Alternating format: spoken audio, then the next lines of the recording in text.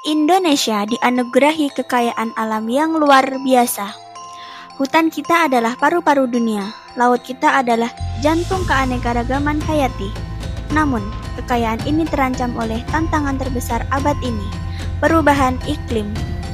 Tapi, bagaimana jika solusi untuk melindungi bumi ini justru datang dari salah satu aset terbesar kita? Sebuah jalan baru menuju masa depan yang lebih hijau dan sejahtera.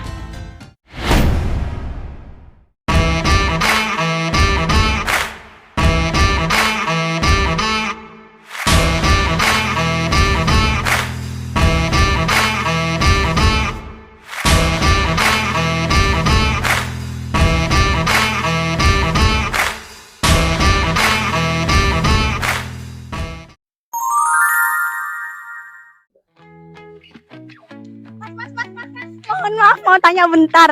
Ya, kenapa? Mau mengganggu waktunya nggak? Aman. Jadi aku mau tanya Mas, menurut Mas apa sih yang diketahui tentang pemasaran karbon itu? Oke, aku pernah sedikit dengar sih kalau nggak tahu ya. Namanya tuh pemasaran karbon kalau nggak salah dari menghitung jumlah karbon atau hasil yang dikeluarkan sama pohon, kemudian dihitung, kemudian dijual. Itu setahu aku ya. Selamat siang Mas, Mbak. Mohon maaf ganggu waktunya. Perkenalkan saya dari Pasca Sarjana. Saya mau izin tanya bentar, ganggu waktunya nggak? Oh enggak. Oke, makasih. Jadi saya di sini mau tanya nih, apa sih yang Mas Mbak ketahui tentang perdagangan karbon? Bahan bakar fosil sih. Oh, bahan bakar. Kalau Masnya? Saya baru denger sih. Oh, baru dengar ya. Mbaknya sendiri? Saya juga baru. Oh, baru dengar. Oke. Terima kasih ya Mas dan Mbak ganggu waktunya. Selamat beraktivitas kembali.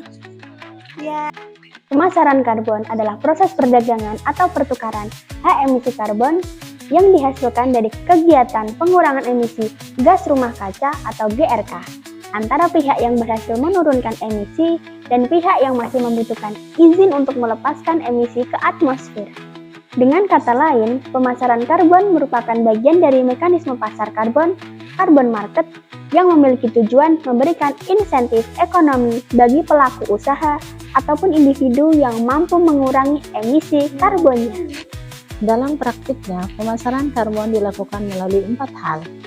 1. Perdagangan karbon, yaitu pertukaran kredit karbon antar pelaku, yakni ada perusahaan, negara, atau organisasi. Yang kedua, pasar sukarela, di mana perusahaan atau individu membeli kredit karbon secara sukarela untuk mencapai target. Ketiga, pasar wajib, diatur oleh regulasi pemerintah atau lembaga internasional seperti dalam skema Kyoto Protocol atau Paris Agreement. Keempat, kredit karbon sendiri biasanya mewakili 1 ton karbon dioksida ekuivalen yang berhasil dikurangi atau diserap melalui kegiatan seperti reboisasi, efisiensi energi, atau penggunaan energi terbarukan. Tujuan pemasaran karbon ada 4 hal. Yang pertama, mengurangi total emisi global gas rumah kaca. Yang kedua, memberikan nilai ekonomi pada upaya pengurangan emisi. Yang ketiga, mendorong investasi pada teknologi ramah karbon. Yang keempat, mendukung pencapaian target net zero emission nasional maupun global. A carbon credit is a unit corresponding to the avoidance or removal of 1 ton of CO2 from our atmosphere. The credits are issued by climate action projects that capture carbon dioxide from the atmosphere, for example, by planting trees, or prevent carbon from being emitted, for example, by stopping deforestation or replacing open fires with efficient cook stoves. The number of credits generated by a project is based on the tons of CO2 it saves. To guarantee that the impacts being made by a project are happening, our carbon credits are certified according to recognized international standards. These standards provide strict methodologies to calculate impacts, a harmonized auditing framework, and regularly monitor projects. They also ensure that the climate projects are well implemented, that they could not have been developed without the revenue from carbon credits, and that they create measurable and permanent climate benefits. Once issued, each credit is assigned a unique identifier and registered in publicly available registries to ensure that it can only be counted and sold once. Indonesia memiliki salah satu mesin penyerap karbon paling kuat di dunia, yaitu hutan tropis. Menjaga hutan bukan lagi sekedar kewajiban, tapi menjadi sebuah peluang ekonomi. Proyek-proyek seperti restorasi mangrove tidak hanya mencegah abrasi, namun juga menghasilkan kredit karbon yang bisa dijual di pasar global. Investasi pada energi terbarukan seperti panas bumi dan tenaga surya juga menciptakan kredit karbon, di mana mempercepat transisi kita dari bahan bakar fosil. Sebagai contoh, potensi Indonesia dalam perdagangan karbon sangatlah besar.